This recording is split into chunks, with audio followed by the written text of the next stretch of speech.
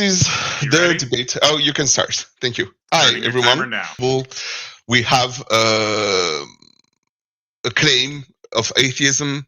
I hope we get the chance to define what atheism means in this specific. Define the standard first. That's the first step. We have atheism. Atheism is the lack of belief of an existent God. Often when we have this question of reasonable, I present the phrase a reasonable standard claim should allow for the possibility of being proven wrong.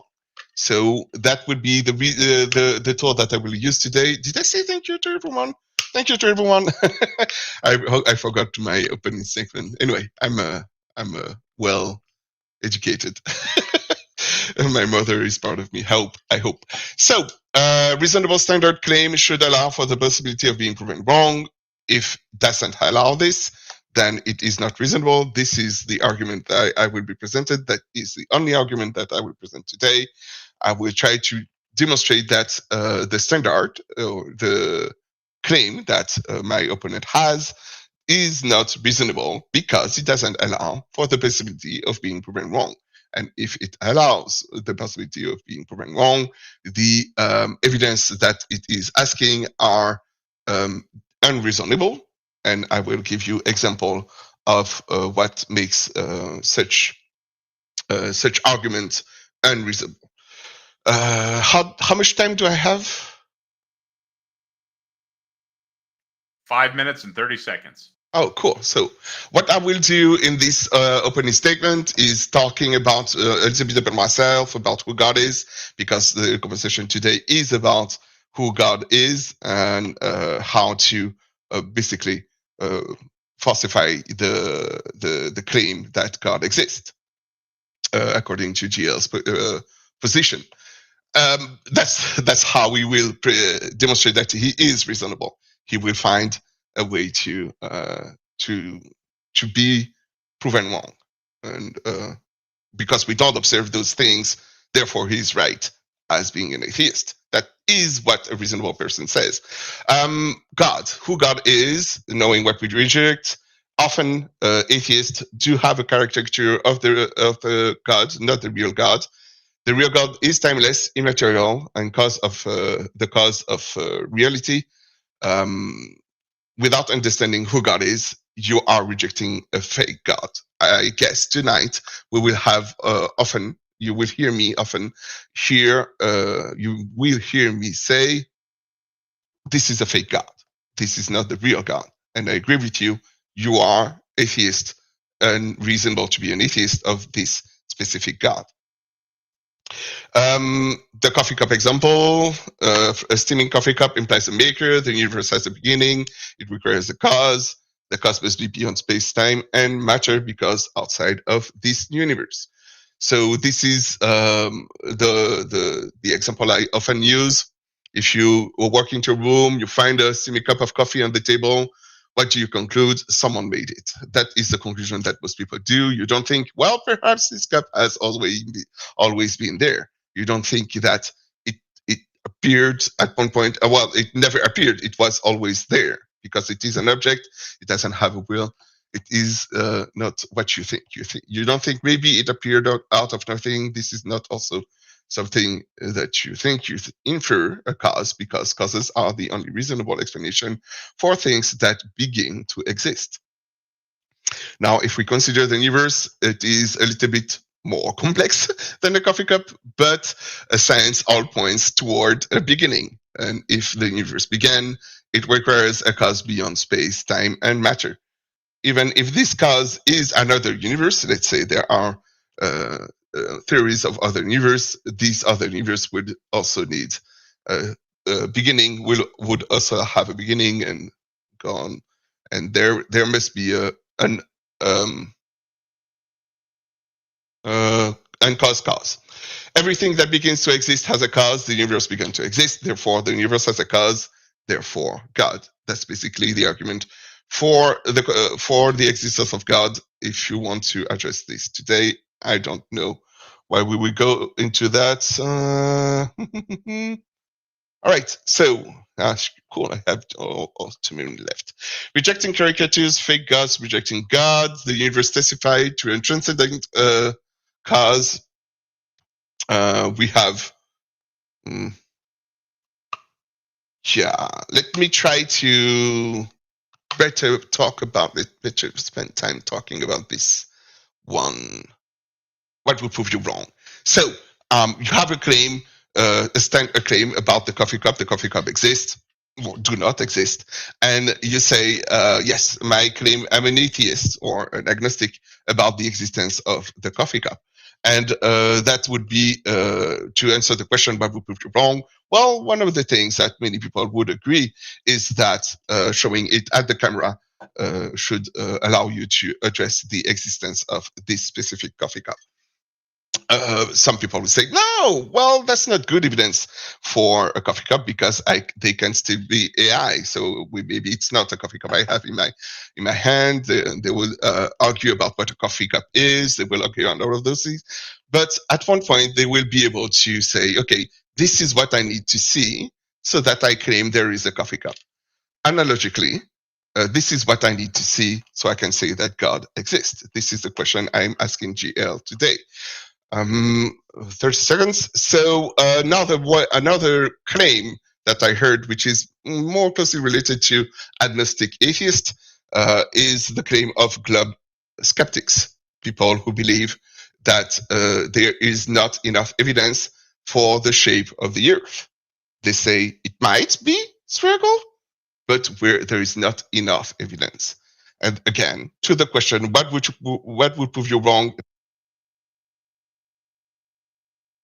They will be forced to answer. If they are saying nothing will be able to prove me wrong and would demonstrate that the Earth is spherical, then they have an unreasonable claim about the shape of the Earth. Thank you very much. That's it. Perfect. Thank you for the introduction there, or your intro. You're welcome. Oh wow! I'm gonna hide you here for a second. Yeah, great. All right, JL, when you're ready, let me know, and I'll start your 8-minute timer for your introduction. Oh, you're muted. Yeah, I muted myself so I wouldn't make noise during his intro. So I'm ready now. Cool. You got 8 minutes starting now. Thank you to Taco for setting up this debate, and thanks to Luke for taking the time to take the positive position. The topic of the debate is whether or not my position of atheism is unreasonable. Now, of course, that's going to come off as a little strange, as there's no such thing as JL's atheism. There's just the position of atheism. So ultimately, this debate will be about whether or not the position of atheism, which I happen to hold, is itself unreasonable. But before we get into the details, we need to hammer down what we mean by two very specific terms, atheism and unreasonable. In its simplest terms, atheism is the position of not possessing or lacking the positive belief in the existence of a god or gods. It is not a position concerned with knowledge claims about external reality, but merely a self-identifying statement.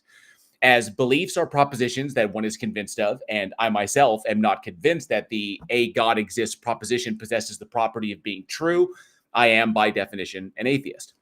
And any other scientific or philosophical positions that I may or may not hold are ultimately irrelevant to that position. Secondly, the term unreasonable is often defined as contrary to reason, logic, and sound judgment. Synonyms would include irrational, illogical, paradoxical, or absurd. So the question then becomes, is the position of atheism itself irrational? And the answer to that is an obvious no, because the position is only concerned with that one single proposition. Does a God entity exist? If whatever God concept being presented is analytically a logical contradiction or unfalsifiable, then holding the belief that such a concept exists concretely would be the irrational or unreasonable position, as there would be no rational justification for holding the proposition as being true when that property is rendered either impossible or indeterminable. Thus, until a God entity can be demonstrated to actually exist as a concrete thing, independently of human minds, then asserting that such a thing exists sans justification would be the unreasonable position, and pointing to anything as evidence of it would, of course, be begging the question. As far as evidence beyond a direct demonstration of a God's existence, a predictive model utilizing the God concept to make more accurate predictions would suffice, at least for me, as indirect evidence of something that could ostensibly be labeled as a God. Of course, proving agency and intention would be something else entirely. So the position that requires more assumptions and more fallacies be committed in order to hold as being true is the demonstrably absurd one. As such, atheism, or more specifically, agnostic atheism, in response to unfalsifiable God concepts, is not only reasonable, it is the most intellectually honest and, dare I say, humble position to hold. Thanks to Taco, to Luke, and thank you all to the live chat for being here. Nice. Right. Let's have a good, clean fight. Try to keep the low blows out of it. I get you might get heated here and there, but remember, you're both people. You both have a lot to say on the topic, and try to pull your statements back into the debate topic. Is Jail Warren's atheism unreasonable? Right? If you say something like "I win," certainly the audience will take a negative point and put that towards you in the vote. So keep that in mind. But okay, let's go ahead and get started. Wait a second. Y'all are both ready, right? Yep. Mega bloodbath engaged. You guys have an hour or so. Start hammering away. Yeah. So, I mean, it comes down to one question, Luke. Are you able to demonstrate that a God exists independently of mind and context without begging the question? So yes and no. The trouble I'm having is yes, if you know what you're talking about. Like I said in my introduction, we need to define a standard first before we talk about who God is. Well, we have to define who it is and what He does. So I presented the way you define it is the way you define it is definitionally unfalsifiable. It is unfalsifiable, right? No, it's unfalsifiable. The truth or falsity that cannot be determined. Like, how do we demonstrate something that exists for no time? That doesn't have like temporal relations, especially when concerned with actions, with thoughts that has agency and a mind that is non-quiescent. And so when the thing has thoughts and then those thoughts are then actualized, that implies temporal states because you have a succession of action.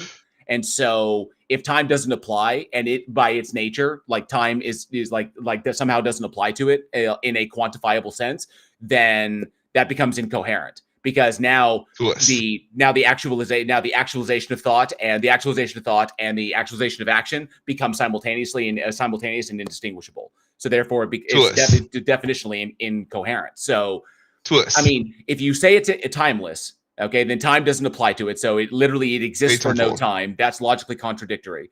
But then you say it's immaterial, therefore it is inaccessible. We can't demonstrate it to actually be the case. We can't utilize it to make predictions about reality that we have access to. I'm not done. And then you just claim that it's the grounding. Using words. And then you claim that it's the grounding. Then you claim that it's the grounding of the not God set, which is not a thing that you can demonstrate. So I'm sorry. Definitionally, Luke is asking if you can slow down a little bit because that's fine. Definitionally, it's unfalsifiable. So I took notes during your intro. So thank you. Thank you very much. It's unfalsifiable. So therefore, can you demonstrate that this unfalsifiable concept is a thing that exists independent of mind and context without begging the question? That's the question I have for you. Yes. So we disagree that it is unfalsifiable. That's the first thing you said. I just explained how it's unfalsifiable. Okay. So you say that it is unfalsifiable. Right. And the reason why is because we don't understand atemporality. Am I correct? No, that's not what I said at all. Did you talk about atemporality at all? I said that it's logically contradictory because by virtue of existence, by the statement of existence, and by the statement that it is itself actualizing the not God set, because in set theory you have the God set and you have the not God set. The not God set is everything that is not the God itself. And in your worldview, the God is the thing that actualizes the not God set, which in and of itself is an action. Okay, for that action to actually be, it requires a point. Okay, it literally has to exist for that action to actually be a thing that exists. In order for that, you're invoking a temporal state. There's the time, there's the moment before it exists, and the moment of its existence, and the moment post its existence, like the after moment. So the problem is that you also define God as being a mind that has agency, that chose to actualize the not God said, which implies a temporal state between the actualization of the thought and the actualization of the action. Okay, so that it wants to create, and then it creates. You lost me. That implies two temporal states. You lost me. Yes. Okay. So you're invoking temporality by virtue of how you're defining your God. You say that it's timeless simply to try and, as kind of like say, it can't be demonstrated to be a part of our universe. Okay, there's the only reason you slap timeless on there, because it's literally an incoherent statement. How can the thing exist for no time when existence as a term implies a temporal state? So timeless is irrelevant. Like, you saying timeless is completely irrelevant. By definition, it's completely irrelevant. But then you said immaterial. Well, that's not a problem. Okay, because then it's coming down to like whether or not it's abstract or concrete. Right, but then you say you make a claim. It's a definition. How can you say it is irrelevant? But the timeless thing is irrelevant because it invokes a logical contradiction. So I can throw out the timeless thing. Do we agree that God is timeless? Yes or no? We disagree on that. No, I say it's a logical contradiction. So GL, right now, we are talking, you and me, past each other. No, we're not. I'm telling you that the way you defined it is logically contradictory. And by that state, if you choose to hold to that timeless entity, to that timeless descriptor, I can simply throw the God out, because why would I believe that a logical contradiction is possible? It would be unreasonable for me to believe that a logical contradiction is possible. You'd be asking me to believe in the existence of a square circle. Because the God that you describe is not the God I believe in. But you did when you called it timeless. You say that it exists to do a thing. It exists to be the causal grounding of the not God set existence. That statement alone, saying that it exists, implies a temporal state. That it exists. And in its relationship to the not God set, because the not God set in your worldview did not exist eternally, but your God does. There is a prior state of existence before the not God set, which implies that there is a temporal state prior to the not God set, which encompasses the God's existence. So you can't invoke temporality in order to provide a property or a prescript, something that is descriptive of the entity that you're invoking, and then turn around and say it doesn't apply. That's logically contradictory. If you don't understand that, I can't explain it to you any further. All I can say is that the way you've defined it entails a logical contradiction. I can now throw that away because it would be unreasonable for me to believe in a logical contradiction. Therefore, atheism, that I don't believe that your God exists, is the more reasonable position. So you say the way I defined it, and you are the one who made the definition. I wasn't the one. I used yours. You said Luke's definition of God, timeless, immaterial, grounding cause of not God set. That's what you claimed. That's directly from yours. That was from your intro. And then you went on to the coffee cup analogy, which is a category error, because the limitations of the not God set do not apply to the God set. So you can't invoke the not God set as an analogy for the God set, because the same parameters don't apply. And then there is no model that states that the universe had a beginning. That's a claim that theists make, but cosmology does not claim that the universe in itself had a beginning. There is an origin point to observability, our ability to measure the universe, that we call the Big Bang, but that is not defined as the beginning of the universe.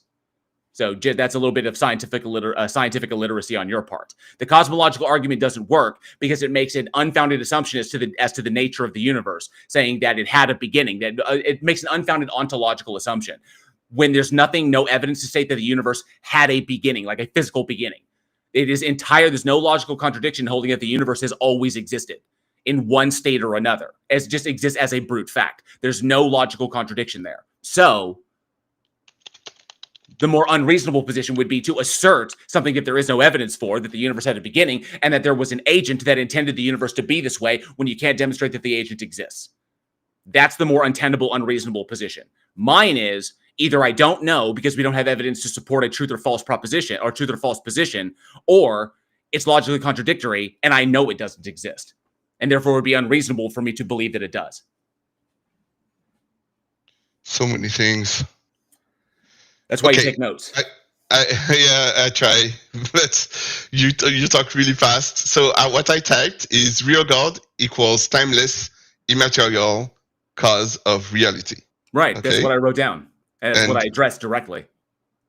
And when I wrote that, immaterial cause of reality, you say, if I understood correctly, you said because he's the cause of reality, then he is in time. He cannot be timeless. It has to be correct. Like it invokes a temporal state, because of the temporal state of the God existing and the not God set not existing, and then the temporal state of the God existing and the not God set existing.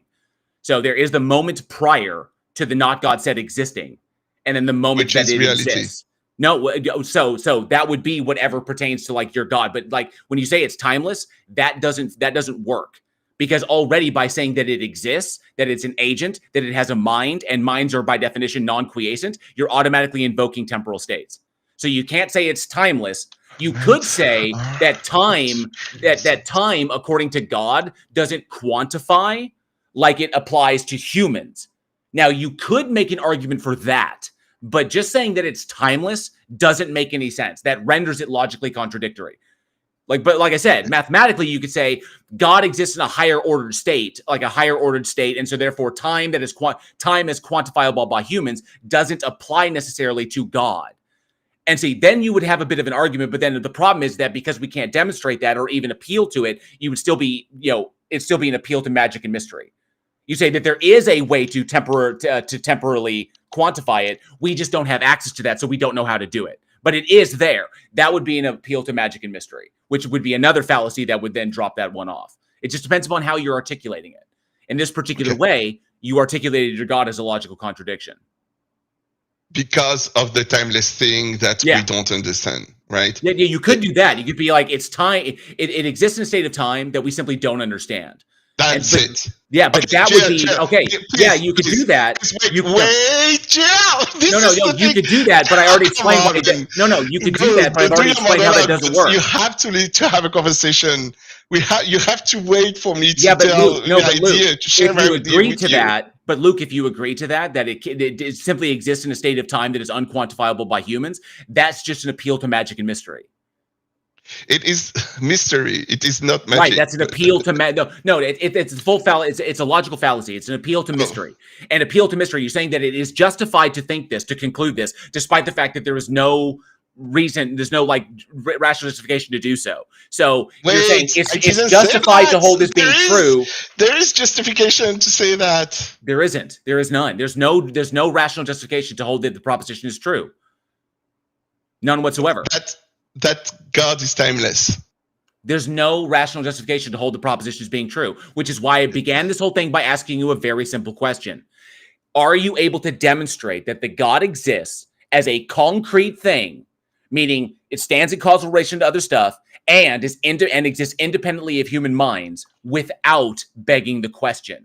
Which means you can't point to something in the not God set as being evidence of it without demonstrating that the thing actually exists to do what you think it's doing. Because I can supply a naturalistic explanation for virtually everything within the not God set. So if you can't demonstrate that the God exists, you can't overcome the naturalistic explanation. And the only thing you're left with is an appeal to consequences, because no God existing just means that there's no overarching purpose for existence, which is not problematic. It's not even a logical contradiction. It just means that there's no intentionality behind everything. So you're listening.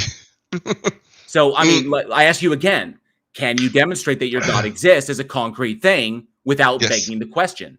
Yes. Okay. Please feel free to do that. Yeah. And that's what I'm trying to do. I need to build a common basis if you want me to do it. Is that clear? I need you and me I'm to waiting have a for common you basis. to do it. I'm waiting for you to walk me through your methodology. Please do so any moment now. Yes, and for me to do that, we need to agree on things. And right now, we disagree on this timeless definition thing. So we need to find a common basis on what timeless means And yes, it is not understandable by us yet. Maybe one day we will understand it, but right now it is not. Cool. We That's an don't appeal have. to mystery. Are you asking or telling? No, I'm telling you. If you say that time applies, but not in a quantifiable way that humans can understand, that's an appeal to mystery. Appeal to mystery. So when I say it's a mystery, for me, is we don't understand it. Those are synonyms. Is that synonym? Is that what you mean? It's meaning that you're saying that the position is justified to hold it as being timeless, despite the fact that it can't be despite the fact that you can't demonstrate how. So it simply must be accepted as being the case. When I would say no, you're saying that the timeless label applies to it, despite the fact that it's logically contradictory. But then you switch it to no, it's just time in a way. So it exists, but it exists in a way, in like a temporal way that we simply can't understand or quantify. Okay, well then how do we know it exists if we can't quantify it? But you're saying that it does exist. So the position that it does exist is justified, and it exists, but it exists in this temporal state that we have no way of quantifying to determine if it even exists at all. So that's an appeal to mystery. Okay, which is a logical fallacy. How do we know? You asked the question. How do we know that it exists?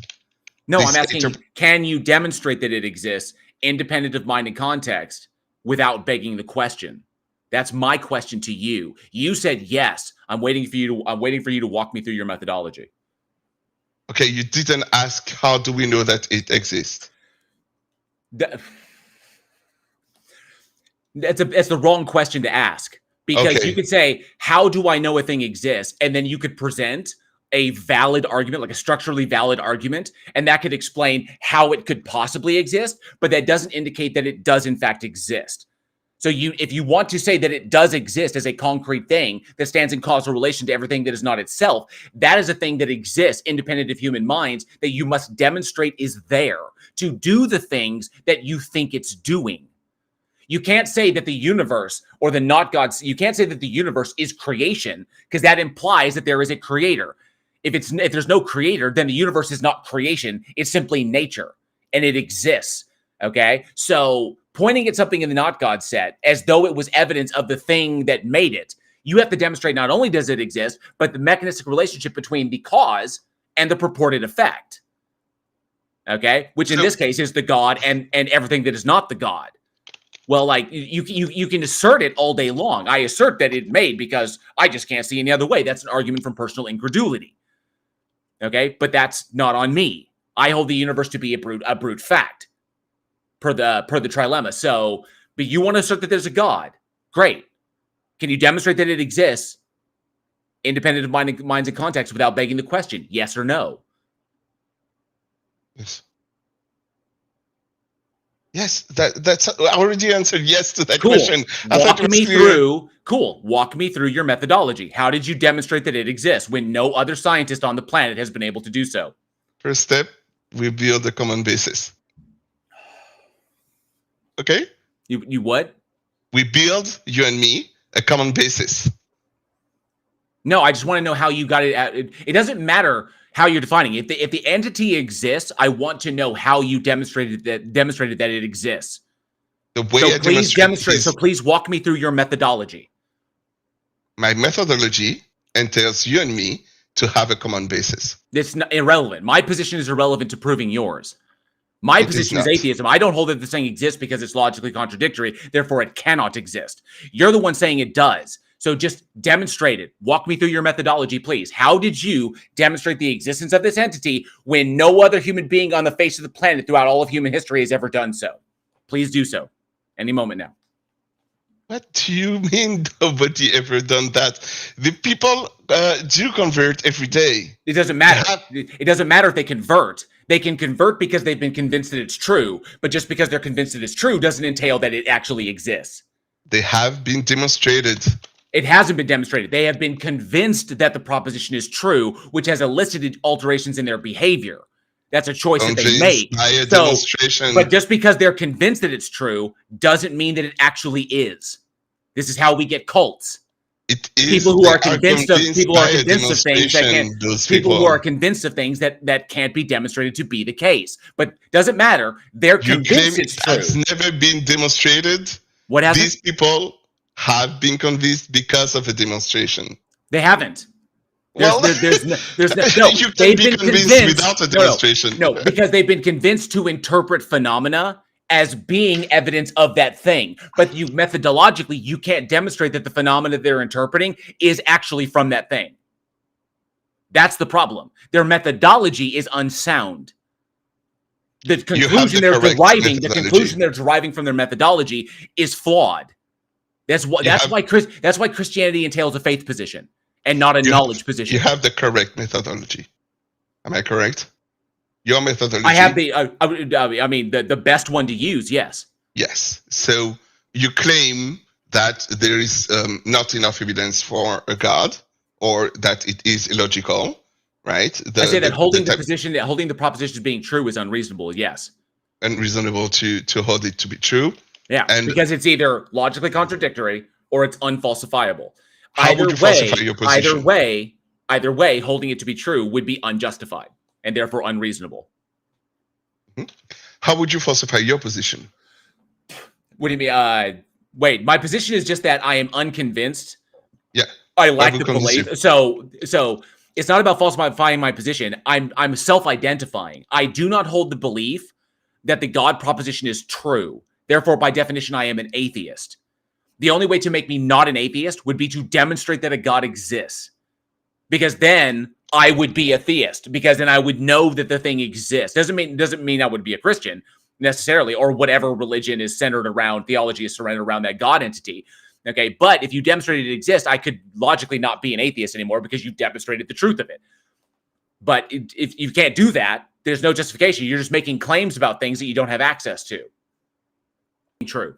What is your methodology? What's the first step? So it depends upon the God concept. So whatever God concept is being presented. If the God concept is definitionally, by definition, meaning analytically, unfalsifiable, meaning that its traits cannot be demonstrated to be the case or not be the case, or its interactions with the system itself are like they cannot be determined to be God, not like non-random naturalistic phenomena or God actions, or it's defined as simply not interacting with the thing that it created, then the thing is definitionally, analytically unfalsifiable. We can't determine that it exists. We can't determine that it interacts or doesn't interact. We can't distinguish it from anything that it is ostensibly defined as not being. So there's no logical distinction. I can't say that's the God over there and that's the not God over there. A equals A is not equal to not A. If A, then not A. If A, then not A.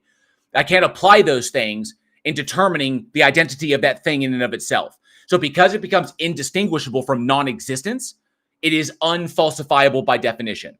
Okay? Therefore, believing that it does exist would be unreasonable because you have no justification to do so. That's unfalsifiable. Set that aside. Then you have God concepts, which have specific attributes attached to them, which result in logical contradictions, meaning that it cannot have both of those attributes, like a series of these attributes together simultaneously, because it results in logical contradictions. It can't have one thing that enables it to do something where it has another attribute that negates that thing. Okay, that's contradictory. All right. So, for example, omniscience, knowing all true propositions infallibly, and agency. Okay, the ability to freely choose between actions. Omniscience overrides that. You can't say that it has action. It literally, if it's omniscient, it just becomes a function. So that's one example of that. If the God is contradictory by nature, by definition, it cannot exist. Throw it away. Because literally, a square circle can't exist. So we just throw it. If it's unfalsifiable, it's possible. It's within the realm of logical possibility that it could exist, but we can't demonstrate that to be the case. So believing that it does would be unjustified and therefore unreasonable. So it should be set aside, agnostic atheism. I don't know if it does or does not exist, but because I do not know and it's undeterminable, I don't believe that it does. There's no reason for me to believe that it does. I don't hold the positive belief. Whereas with the logical contradiction God, it's Gnostic atheism. I don't believe that it exists because I know that it doesn't exist. So that's the two fields. until you can present a third field in which you demonstrate that your God exists as a concrete thing without begging the question, which I'm waiting for. What is the first step of your methodology that would demonstrate that it does exist? That I gave you in my intro as well. A predictive model that utilizes the God information to make stronger and more accurate predictions and more longer extending predictions than any of the ones we currently have. And I gave that to you in my. Thank you. And real fast, there's a super chat from Nobody on Fire. I think it's greatly appreciated. They asked, JL, but how do you ground your knowledge, you dirty atheist? Yeah, that's a separate question, and it can be grounded. But that's a question for another time. Okay. I can answer that at a later time. It requires a little bit more. But so that's why I'm asking you the question. Demonstrate that it exists, because then you would prove me wrong. Well, there's 5. And I gave you my evidence. The best evidence to prove me wrong would be a novel testable predictive model that makes better predictions than any of the ones that we currently use. That's it. So that is a question related to the topic, kind of, and there are 5 extra minutes because that was a $5 super chat. So you do have a minute or two to explain it. You want him to answer the thing about grounding his knowledge? Is that it? Yeah, because wouldn't the knowledge have to be grounded for his atheism or belief? So to address that, so like considering like certain, okay, so knowledge is an abstract term. Okay, so knowledge is an abstract term that refers to like the set of data that can be like demonstrated to be the case, like things that we know as opposed to things that we believe. So just to try and nutshell this as quickly as I can. Assuming that knowledge is a transcendent thing is literally making an unfounded ontological assumption as to the nature of what knowledge is. If we simply acknowledge that if we simply define knowledge as being the abstract term that literally is the set of things that we know to be true, like that's what knowledge is. Okay, whether you want to call it justified true belief or you want to call it, like probabilistically, certain statements, whatever. Knowledge is just describing the things that we've demonstrated to be the case to such a degree that it is most likely to be true, to a point that it would be irrational to doubt them, okay, in kind of an analytic sense. So thinking that knowledge is some sort of like requires some ontological grounding because that's making an unfounded ontological assumption as to the nature of what knowledge is. Same thing goes for truth, beauty, justice, any of these other like transcendental concepts that, apologists like to bring up. They're not. They're just abstracts that refer to things that we are pointing at in reality, okay? Or they're abstracts that refer to other abstracts, like propositions that have been demonstrated to be the case, which is knowledge, okay? That's all it is. It's grounded in the fact that it's recursive. Our methodology is recursive. Our methodology yields positive results every single time, and the predictive models come true. So it doesn't get us to absolute truth, but it does get us to a degree of certainty that it would be irrational to doubt it. I hope that answered the question. I hope that Nobody on Fire recorded that on his thing, because right now I'm like, yeah. I have written predicting model, so something that predicts the future. That was the first step of how do we demonstrate that God exists, right? So we will predict. Could you give me an example of something that would be predicted? Sure. Use the God information to make a more accurate prediction within the field of cosmology. The field of cosmology. So a prediction would be like, if we look that way, we will find a star. Yeah, like say. If we could we predict like what exactly dark energy is by implanting the God concept into that field? Okay, so let's say that that God. It was a yes or no question that I just asked you. Oh, I don't know. Sorry. The answer would be no. Okay, apparently. Yeah, that's why I asked you that question. I don't ask questions I don't know the answers to. Really? What? Okay. Why'd you ask, then? I wanted to see how intellectually honest you were going to be. Oh, by saying I don't know. Or anything I don't know. Predicting model So, if God were to reveal the position of planet X this quarter of the sky, would that be a predicting model? Assumes the God exists to do any deal, but if you utilize the God information to like reveal new information about the system that is more accurate than any one that we currently employ, then yeah, that would at least be indirect evidence of something that you could ostensibly call God. Whether or not it has agency and intention and all those other attributes would be an entirely different conversation. But at least you would open a door to scientific inquiry in that direction, sure. But like I said, how do you? But we do orbital mechanics, so. How do you expect this to be revealed? What do you mean? How we'd observe it in reality? No, the scientist who has the binoculars, he will receive the information, look up this quarter of the sky, right? Yeah, of course, it would yield information that would lead us into a new line of inquiry that would reveal new information about the system. Shit, why do you use those words? to be as precise as possible.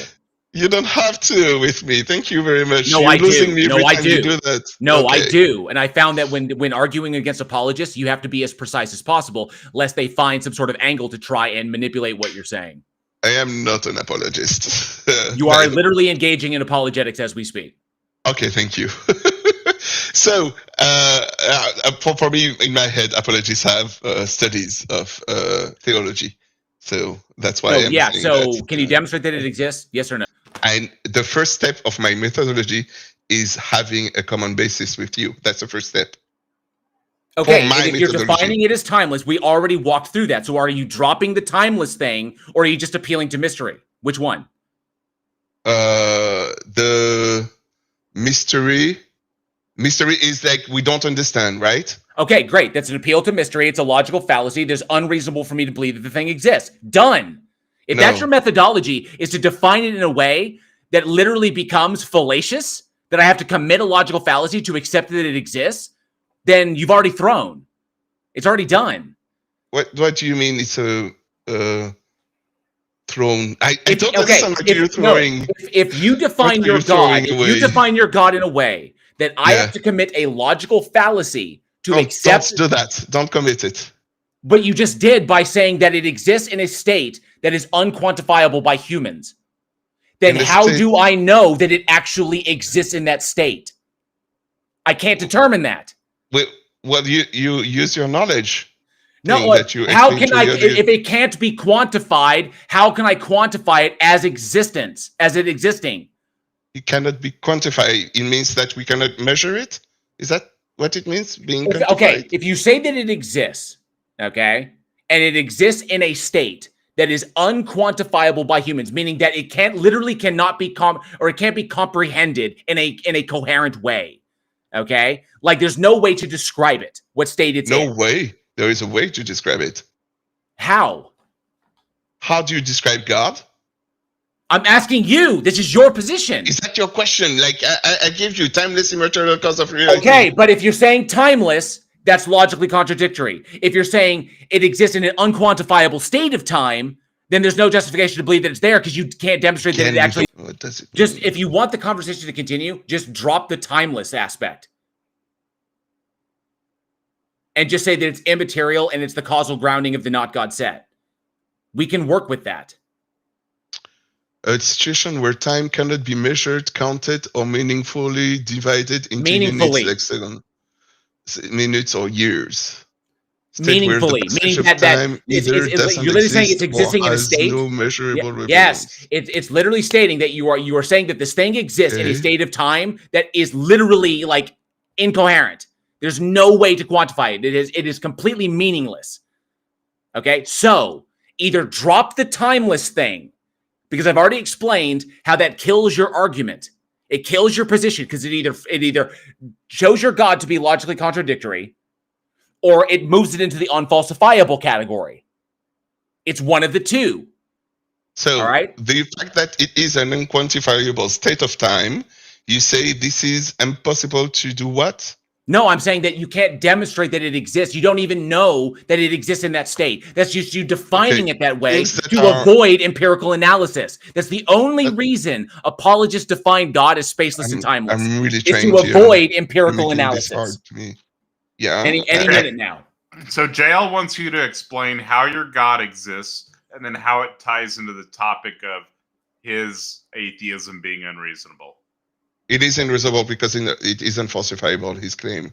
We demonstrated that with the... No, it is falsifiable. You demonstrate that God exists.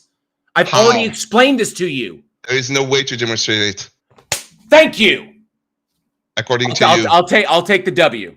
You just conceded that. According to you, there is no way to demonstrate it. I just proved that. No, there is. I walked you through a predictive model, but you can't supply one. You didn't work through the predictive model. Sure, I did. We went to the step where the guy is looking with the binoculars in the sky, and then you dropped it. No, I didn't. It's literally new information about the system. So it doesn't matter how that new information is gleaned. It can be through binoculars, it can be through a telescope, it can be through chemical analysis. It doesn't matter. As long as the prediction yields new information about the system, that is it. This is where the ball is still in your court. Please feel free to demonstrate your methodology at any time. Okay, GL. So right now, you have this guy who's looking at the sky. How did he acquire the knowledge? By utilizing the God information. How? Like you're saying. That's what I'm asking you. That would be the methodology. You should know how. No. I'm saying that it either doesn't. It's your methodology. You don't know how your method works. Yes, I do. I'm asking how did you acquire the knowledge? Luke, it's your worldview that says that God exists. Acquire the knowledge. Luke, it's your that's the question about your God, dude. Your God is apparently revealing it in some way. What is the mechanistic relationship? How did you determine it exists to do the revealing? How did you do any of this? That would all be included in your methodology, which is what I'm asking for. The thing doesn't exist in my worldview to have a methodological application. Your methodology doesn't answer the question how. What do you mean how? How did he acquire the knowledge? Because that would be entailed by the God existing and the mechanistic relationship between it and the agent it's talking to. So that would be for your world. So that would be for your worldview to determine. That would be for your worldview to determine, not mine. You're trying to saddle me with the responsibilities of your worldview and your claims, which doesn't work. Demonstrating that your methodology. Everything you're talking about, how does the guy acquire the knowledge from God? That would be a part of your explanatory worldview. So please feel free anytime. Right now, I am demonstrating that you are being unreasonable. I'm not. I'm literally waiting for your methodology. You literally pointed to something. You pointed to something that would be integral to your methodology, which is how the God interacts with the not God set, like the mechanistic relationship between cause and effect. That would be a part of your methodology of how you determined that it is in fact the God that exists and is interacting. That would be baked into your methodology. That my methodology doesn't apply to that because I look at the concept, the actual category, and it either can't be used to explain anything or it flat out doesn't exist. Therefore, it has no place in my methodology because I can't put it anywhere to explain anything. Okay? But you say that there is, which would be logically entailed by your worldview, which is what I want you to explain. So anytime now. Your methodology doesn't allow the possibility of your claim being proven wrong because your methodology doesn't allow this. Sure it does. All you have to do is demonstrate that an unfalsifiable God concept actually does in fact. No, all you have to do. No, all you have to do. No, Luke. All you have to do, Luke, is demonstrate that an unfalsifiable God concept does in fact exist. The question: Sorry. How do you know how did he acquire the knowledge? You don't know how he acquired the because knowledge. you just misrepresented my With worldview and binoculars, what you because you asserted. don't know You your just methodology misrepresented is my flawed, worldview and what you and asserted. therefore Well, I it explained that the doesn't live chat allow got for it. the So you're possibility conceding. of I'm being good to go. proven wrong. You're conceding. We've got that. Yes, So, of course, because you say that must be the case, Luke, right? Luke, It did is you not concede? the case. Did I you do just not concede, GL. You are not Okay. listening to me. You're Okay, cutting me so off. you misrepresented are my not worldview. Negative being cordial 2 points in now this in conversation. JL. Hang on, Luke. This is really frustrating. Point of moderation. This is negative 2 points now on JL's side, as he has claimed himself the winner not once but twice now. So literally, you misrepresented my worldview. Okay, you can falsify my position. You can show my position to be false, that atheism is unjustified, by demonstrating the existence of a God. The God that you would be demonstrating would not be a logically contradictory one. It would be one of the unfalsifiable ones, by showing a way that it actually exists, which is entailed by the worldview that you are trying to present. So yes, I gave you my methodology. I gave you a way to falsify it. I gave you a way to demonstrate how a God exists. I'm waiting for you to walk me through the methodology that leads you to that conclusion. If you don't have one and you're simply appealing to faith or appealing to various logical fallacies, that's not my problem. Then my position is secured, because believing that the proposition is true would still be unreasonable, because it's either unfalsifiable or it doesn't exist by definition. And it would be incoherent, like irrational to believe that either one of those propositions is true. One, because there's no justification. Well, there's no justification for either. But one, because it can't exist, and the other one because it's indeterminate, which I explained in my intro. So please walk me through your methodology. How did you determine that the God exists, independent of mind and context, without begging the question? Again, first step, I need this common basis that you disagreed on. So I need you to repeat back why I think that your methodology is wrong. I already explained it once. I'm not explaining it again. Take notes. Why do I think that your methodology is wrong? I've already explained how you got that wrong. Because I gave you away the method as to how you would prove my position incorrect, that my atheism was unwarranted, and that would be through the demonstration of a God entity. One of the unfalsifiable ones. Do you want to hear why I think that your methodology is wrong? No, I want you to demonstrate how you know your God exists without begging the question. Why don't you want to hear why your methodology is wrong? Because it's not. It is. And the only way it can be wrong is if you demonstrate a God to exist. That's the only way my position can be wrong. As a self-identifier, that belief is unjustified. Belief in the proposition as being true is unjustified unless you can demonstrate a God to exist. Done. That's my position. So please demonstrate a God to exist, because it's the only way you're going to be able to show that my position is unwarranted. Not the position, your methodology is wrong. No, it's not. I examined the God concepts piecemeal, individually, and am able to determine that they are either unfalsifiable or logically contradictory. We've already been through this. I don't want to repeat myself. Don't repeat yourself. So, demonstrate that one of the unfalsifiable concepts exists. Like, for example, if you claim that God is immaterial, but it is still the causal grounding of the not God set, okay? Well, then you should have a methodology to demonstrate how you know the God created everything in the not God set, okay? Which would entail that you'd have a way to demonstrate the difference between a God action and a non-God action, or ostensibly what would be scientifically a naturalistic non-random phenomena, okay? So that would be entailed in your worldview, and that's all you have to do. I'm asking how you did that and how you did it without begging the question. Yeah, and I did answer you how. No, you didn't. Hold up here. Roland, thank you for the super chat. He has, JL, do you believe in a multidimensional space beyond ours exists, or knowledge could exist without a man in reality? These are unfalsifiable. I'm not saying it. He's saying, do you believe in a multidimensional space beyond ours exists? No, I don't hold it. No. I don't hold it. I don't hold the belief. I don't hold that as a positive belief. I would technically be agnostic to that. Technically, I don't even know what that means, because the universe is defined as the sum total of all that exists. So if something exists, it's automatically a part of the universe. So analytically, no, I don't hold that true proposition. I'd be agnostic if it's even possible. or knowledge could exist without man in reality. So knowledge in itself is just an abstract concept that refers to the set of propositions that have been demonstrated to be the case, like propositions that are demonstrated to be true. So that, like, truth is a property of propositions. It is a property of statements. So, I mean, it's just like analytically, whether or not we are, the fact that we articulate it as that doesn't mean that it is a thing that exists transcendentally. It's just something that we identify and call that thing. Okay. Otherwise, things are what they are.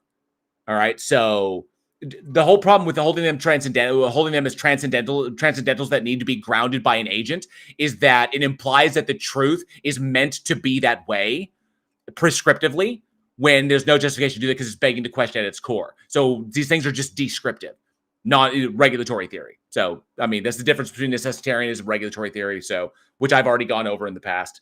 Yeah. Okay. I don't beg the question at the ground of my knowledge exists without a man. And I do want to point out real fast. There's 10 minutes remaining from the additional time from the without like chat. Humans. No, it just needs a mind.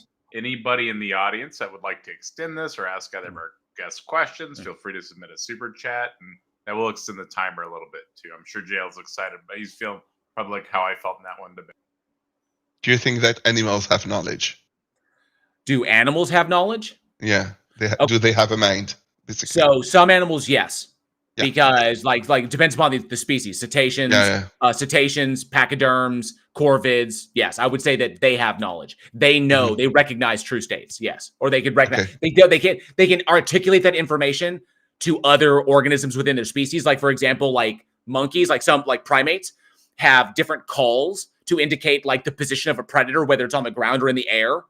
Okay. And so when they deliver that call and the other monkeys don't see the predator, they get the information and then they survive. So obviously that monkey was able to indicate a truth state. It didn't give the ground call, it gave the air call. So it recognizes the differentiation. The truth was the predator was in the air. It was an eagle. So obviously animals can do that. They just don't articulate like we do. They have their own way of articulating. So they are able to share knowledge. Like, Okay. So because they are able to share knowledge, they have some kind of mind. Mind is necessary to have knowledge. So even if all humans were to disappear, we will still have knowledge in those animals, specific cases. Some animals might not have knowledge, but some have it. Yeah, so, it's a descriptive term. That's all it is. So, and with the word descriptive, you don't know how the guy acquired the knowledge from God. That is where I rest my case about the thing that you are being unreasonable. The standard. You realize you just confirmed my position, right? The methodology that you use. If I don't know how, you don't. Then how can I? Then why would I assume that if I don't know how? If I don't know, Luke. If I don't know how could I ever? If I don't know how it's doing a thing, why would I assume that it exists to do something at all? The position that you hold, the methodology that you have is wrong. It's not. I just asked you the salient question. You didn't listen to it. If I don't know how a thing is doing something, like for example, if I can't demonstrate that the God exists, but then you're positing that it is within the realm of logical possibility that God is beaming information into people's heads, but I can't demonstrate that to be the case. I can't differentiate between God-beamed information and information gleaned as a result of an epiphany. Like an epiphany or God-beamed information. How do I distinguish between the two? Well, I have a naturalistic explanation for an epiphany. I don't have a naturalistic explanation for God-beamed information. So one of them is already more parsimonious, okay? But the problem is I first have to assume that the God exists in order to do the beaming of information into his brain firsthand, because I can't demonstrate the act of it actually doing it. I can't distinguish between that and an epiphany. I then have to go to, does the God even exist to do the thing that I think it's doing? I can't demonstrate that it does. Therefore, believing that it does, that it exists to do that thing would be unwarranted, because I'd be begging the question, and that would make my position fallacious. That's my methodology. You're saying that it can be, by virtue of your worldview, you're saying that it can be demonstrated. So please, how did you do that? By saying round and round, go back to this, because you don't understand my worldview. The thing that you explain, epiphany, is something that you can explain. Yes, we can explain epiphanies naturalistically, yes. Okay, the information from the epiphany the knowledge that the person received from Epiphany is coming from what? Wait, like you asking for the naturalistic explanation for why epiphanies occur? No, where does the information, the knowledge that the person who has the epiphany comes from? Where does it come from? Okay, so information that is stored within the brain, that information is constantly being accessed, especially when engaging in thought, like engaging in certain behaviors. So when an individual has an epiphany, which is new information derived from prior held information, the information is literally coming from them. It's just reorganizing the information they have to elicit a new outcome. Okay, so that's all an epiphany is. Yeah. So somebody wouldn't be able to have an epiphany, let's say, about something there is no way they knew about, a place of a watch 200 kilometers from them, for example. A what? The place for a watch that is somewhere 200 kilometers from them. Let's say someone has an epiphany. He knows where your watch is, your GL's watch. I don't know where. If you had an epiphany as to impossible information. Kind of, yeah. Okay, so it is not impossible. It is unlikely that I have the knowledge of where your watch is, right? In your home, I don't know you. I never met you. And I arrived to the conclusion, okay, your watch is in this place. So if I were to have this information, you would say this is an epiphany or it is something else. No, I mean, there's a number of ways we could describe that. What point is that? What point are you trying to make here? I'm trying to understand what the explanation for the epiphany. I already gave you one. I already gave you like what an epiphany is. Yeah. What are you doing? What I'm doing is that once I know if this is not an epiphany, I might be able to find how did he beam the knowledge in the head of the guy who's looking at the sky. Okay, but without begging the question is the problem. I did answer your question. You disagreed with my answer. You said it's not a good way. Because your methodology should not require my answer. Your methodology does not require my validation to you the first 90 times. So you keep asking the question again and again, and every because time you haven't answered it. No one here thinks you answered it. I haven't answered the way you want it to be answered, GL. No. About your standard or your methodology. That's the challenge I sent you. The fact that you are unable to know how did the guy acquire the knowledge. It's irrelevant. I want to know how you demonstrated it. That's not. It's not. I've already explained 5 times how it isn't. So please, anytime now. It is what the debate is about. You are being unreasonable because you do not allow. I'm not, because my position is not begging the question. My position is not begging the question of the existence of the God to do the thing it thinks that you whatever you think it does. It's not that hard. My position is not begging the question, and my position is more parsimonious. You do not know what would falsify your position. Yes, I do. A demonstration that the God exists. Yes, and you don't know what it looks like because when asked, that would be entailed by your worldview, and not an epiphany. You say, "I don't know." That would be entailed by your worldview. Epiphany. So because you don't know, there is no way to falsify your claim, your position. No, I have naturalistic explanations for these things. I'm sorry that it's not good enough for you. That's the thing that I'm demonstrating today, and that's why I challenge you. Okay. Time. So, do you all have any final statements here, or should we move into the closing statements? Another one. Anywho, just do your outro, man. Come on. All right. Well, we'll go into the closing statements here. Luke, let me know when you're ready, and you'll have 8 minutes. Oh, and real fast, audience, I'm also going to put up a vote right now for the master debater for the evening. So make sure to vote on your favorite master debater.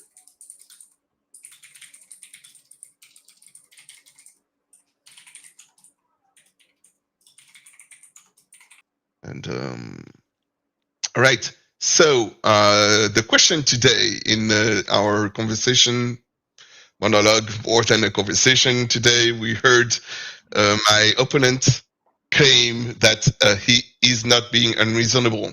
You heard him overtalk me during this chat. You can go back to the recording and find how many times I needed to stop speaking because he was speaking at the same time than I was. Someone reasonable would be able to wait to hear the answer before overtalking the person in front of him. Someone reasonable will allow to have a common basis to build from. In this conversation, he claimed over and over that it wasn't possible to have a common basis, or it wasn't needed, to have a common basis to have this conversation on the methodology on how to demonstrate that God exists. So what I did in this debate is asking him about his methodology. He presented two different methodology that demonstrated that God did not exist. When I asked him, does your methodology allow for the existence of God? He said yes. But when asked how do you know it is coming from God or an epiphany, that was two different, at one point in our conversation, 2 different points, he say, I don't know how to recognize if it comes from God or if it is just an epiphany. So that's the thing that I say is unreasonable, because a reasonable standard or methodology should allow for the possibility of being proven wrong. The fact that he doesn't know what God's beaming information in the mind of someone looks like, or recognize, how would you be able to recognize that God beamed indeed information in the mind of someone, demonstrate that he doesn't know, or there is no way, to prove his to demonstrate that God exists according to his methodology. If his methodology was right, then you would have the answer to that specific question. Let's say that there is, again, my coffee cup example that I talked earlier, and someone says, how do you know that there is a coffee cup in front of you? And it would say, okay, I need you to show it on the camera. And I ask him, how do I proceed to show it on the camera? And he would say, I don't know. You are the one who claimed that you're able to show things in the camera. I don't know how to present a coffee cup on the camera. I would be like, oh yeah, there is something missing. You should be able to say that I pick up the coffee cup with my hand and I put it in front of the camera. This is a way to measure or to verify that it did indeed exist. You should be able to say that what you will encounter when you see the object at the camera, you should be able to describe what a coffee cup looks like. So analogically, you should be able to know what God beaming information in the head of someone looks like. He wasn't able to do that. He doesn't know what it looks like if it were to exist. We're questioning again the existence of the thing, because his methodology doesn't allow to test for this. The methodology not being allowing the possibility to test for the opposite of the claim, demonstration of existence of God, he's being unreasonable. That was the claim of today. We had GL's claim of atheist's claim is unreasonable. Yeah, did I cover everything? Yeah. So to recap, when we were talking, I wasn't able to finish answering my question. When I asked him, to finish my answers, when I asked him about what did I say, he wasn't able to repeat it back. When I asked him to repeat back the question the answer I gave him 50 times or 90 times, I don't know how many times he asked me, what is my methodology? And I repeated over and over the same answer, and he wasn't even able to repeat that same answer that I repeated over and over. That is the behavior of someone that is, we don't use yours, I don't want to use yours. I'm like, okay, good. He says, it is not mine, it is the methodology for everyone, not only me. I'm like, yeah, but if you want to have a conversation, we need to have a common basis from which we can build from. And he said, no, we don't need that. I'm like, okay, well, we won't be able to use my methodology.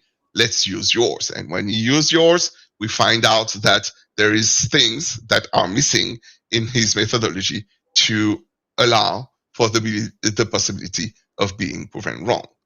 Hence, he is not reasonable. So again, I say a reasonable standard or methodology should allow for the possibility of being proven wrong. His methodology didn't allow for that. Therefore, he's not reasonable. Thank you very much, everyone, to listen to me. To do. All right, let me know when you're ready, Jail, and I'll start your timer. Yeah, just making a quick edit. And I'm ready. Okay. Firstly, I have to apologize to the live chat. Despite having a note that I wrote for myself warning me otherwise, I allowed my frustration to get the better of me, and I apologize for that in my performance here in this debate. I am trying to work on that still. Regardless of that, however, I don't think that reduced the consistency of my position. My interlocutor had nothing to present to support his position beyond a host of logical fallacies and a profound scientific illiteracy. Luke was unable to demonstrate that via the methodology he asserted that he employed within his worldview to show exactly how my being unconvinced of the existence of a God is unreasonable. He failed to demonstrate that his God exists, and therefore, in his argumentation, confirmed my position was the most reasonable of the two. That Luke accepts the proposition of a God entity existing as being true, despite the evidence against it, and without any means to demonstrate that it does, with only an appeal to faith to rely upon for his conviction, then it's demonstrated that of the two positions, my position and his, the atheist position is the more reasonable in working towards and addressing what is actually true, while the theist position, whose methodology functions only to stymie inquiry, alleviate existential dread, and validate personal feelings, is the least reasonable position. Which, of course, is a position in no way interested in what is actually true, but only in what is desired to be true. And this debate was never about validating one's fifis. It was about confirming what is reasonable to believe about external reality, which my interlocutor ultimately failed to do by dodging and equivocating and essentially just kind of running away. So, but nonetheless, thank you again to Taco. Thank you again to everybody in the live chat for being here. I do appreciate it. Thank you for bearing with me and being patient with me as I, improve my style. I promise I'll get better in the future. Perfect. And the audience, we have 31 votes. So I'll go ahead and end that poll. That's more than half the people in the audience. So Jail Warren got voted tonight's master debater with 77% of the vote versus Luke's 23% of the vote. So Luke, you were not